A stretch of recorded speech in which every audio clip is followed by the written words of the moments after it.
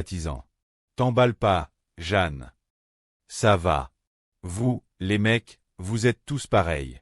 Et puis, je vous ai déjà vu avec ce genre de regard. Ça m'étonnerait. Moi aussi, des fois, je subis des regards louches. Louches?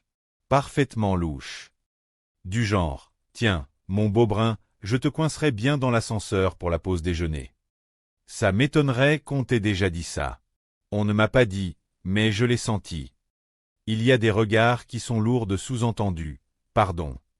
Et heureusement que j'ai un poste à responsabilité dans cette boîte. Parce que si j'avais été stagiaire, il y a bien longtemps que je serais passé la casserole.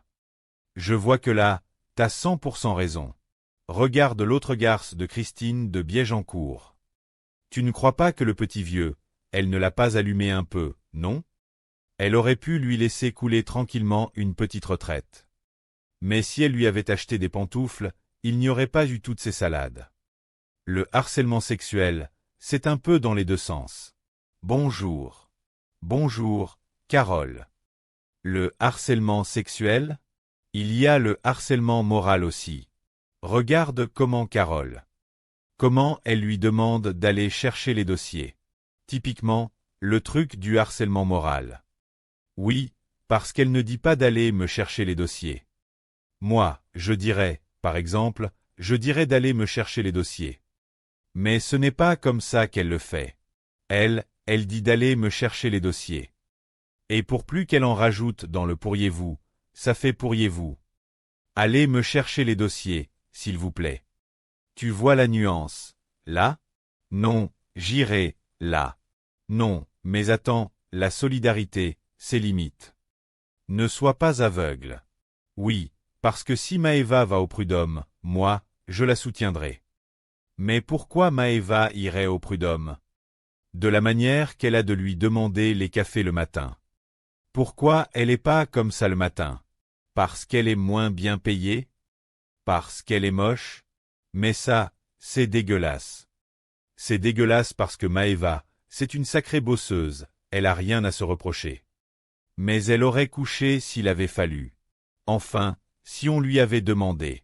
C'était très amique. Mais pas du tout. En réalité, elles ne peuvent pas se blairer. Enfin, Maëva ne peut pas blairer Carole. Mais elle ne peut rien dire, c'est la hiérarchie. Alors, s'il y a un procès, moi, je témoignerai en la faveur de Maëva. Mais oui, tout de suite, là. Oui, oui, raconte-nous. Raconte-nous. Tout de suite. Pourriez-vous aller me chercher un café, s'il vous plaît, Hervé? Bien sûr, Jean-Claude. Bonne cliente. Pas trop. Je veux un petit café, Maëva, s'il vous plaît. Faites-le vous-même. Je ne suis pas payé pour ça. Et j'en ai parlé à Jean-Claude. Je suis une bosseuse. Je suis prête à tout, même à coucher, si on me le demandait. Mais je ne suis pas payé pour ça. Jean-Claude. Jean-Claude a essayé d'abuser de vous, c'est ça? Il vous a, Maëva, il faut tout me dire. Jean-Claude. Vous avez vu comment il traite Sylvain, lui? Bon, écoutez, voilà ce qu'on va faire, Maëva. Vous me faites un petit café, vous me retrouvez ce dossier, Grosjean, et moi. Je m'occupe des prud'hommes. D'accord? Allez. Oui, Carole. Regardez ce matin, là, quand même. C'est immense, l'Asie. Eh. Comment? Quoi? Comment? Ben, comment t'as vu que l'Asie? Tu ouvres un atlas et tu vois que c'est immense. Ah, ouais. Et t'as déjà été à l'île de Ré? Oui. Ben non, je sais pas pourquoi. Non, mais je veux dire, l'île de Ré. Tu trouves ça grand commun pour que je puisse faire la comparaison? Parce que je connais très bien l'île de Ré. Il est tard, les galets. Non, mais c'est juste que, tu sais, depuis qu'ils ont viré Michaud, je me retrouve carrément avec 2 bureaux. C'est bien, t'as de la place, alors? Tu m'étonnes que j'ai de la place. Attends, c'est carrément un bureau de ministre que j'ai, là. Un bureau de ministre. Ça dépend, c'est grand comment? Ben, je sais pas, moi. Ça fait. Ben, c'est grand, quoi. C'est grand, sinon, c'est pas précis. C'est grand, c'est. Il y a grand et grand, quoi? Non, mais attends, tu veux que j'aille chercher les plans du cadavre? Et puis aussi les mesures que l'architecte qui a construit l'immeuble, il a prises? En plus, ça tombe bien parce que là, j'ai accès à la poutre. Ben ouais, t'as accès à la poutre. C'est pas précis, c'est tout. Quand tu dis grand, ça veut dire quoi? Tu peux déambuler, courir un peu? Si j'étais un sportif, je pourrais y faire un jogging. Et mettre un canapé pour te détendre, pourquoi pas? Pas con. Et d'éduquer entre la fenêtre et le fameux canapé? Dis-moi, tu vas pas me passer en vue les 51 façons d'aménager son bureau?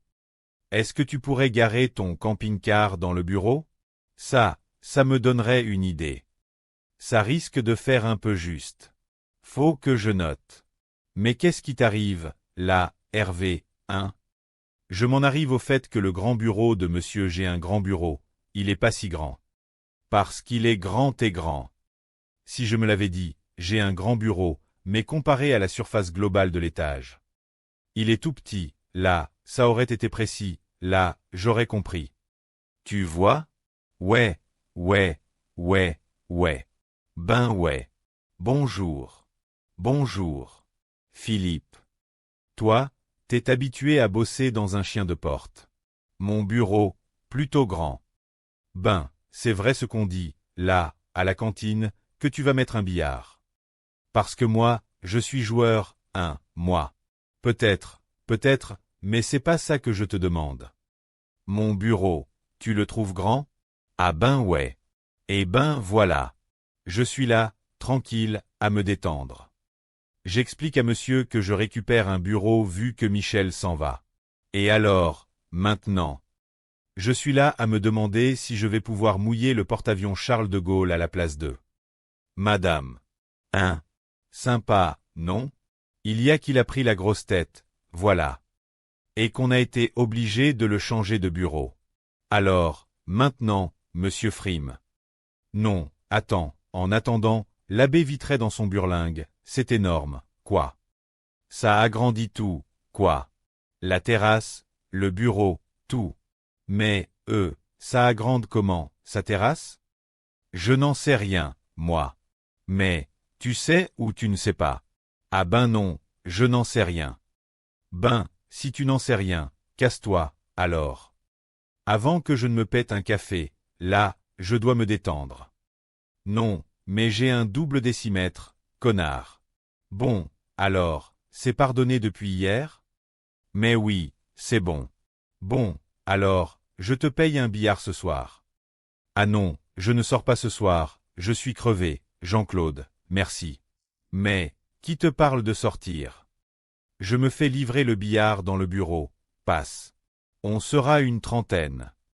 Mon grand bureau, mon beau bureau, que j'aime tant. Et ma terrasse, et mon. Ben, quoi? Alors, vous l'avez trouvé, le nouveau directeur financier? Non, j'ai encore des entretiens à faire passer. Paraîtrait que vous êtes en numérologie, est-ce que c'est vrai? Qu'est-ce qui vous a dit ça? Je suis délégué syndical, Jean-Guy. Bon, pauvre Hervé, quand on veut engager quelqu'un. Il y a des méthodes plus efficaces à utiliser que la numérologie. Bon, alors, pourquoi vous l'avez trouvé? Parce qu'il était bélier à son anstorpion. Là, c'est le bon jour. C'est le jour, quoi. Tiens, il n'y a quand même pas grand monde de la compta. Exprès, parce que je n'avais pas envie de voir leur tronche. Mais c'est quoi ton motif de licenciement? Attends, tu m'étonnes, la moyenne d'âge de la compta, c'était 25 ans, alors forcément. Tu devais t'ennuyer. Non, c'est pour incompatibilité d'humeur avec le personnel. Ça, c'est le même motif d'enfoiré. Oui, ça ne m'étonne pas de Jean-Guy. D'où t'as fait lui? Jean-Guy, de toute façon. Non, j'aurais dû me méfier. J'aurais dû me méfier quand il a accepté de refaire mon bureau. Parce que ça, j'y ai passé 15 jours, très tôt. Putain, lui, quand il accepte quelque chose, ce n'est pas bon signe. Alors, ça y est,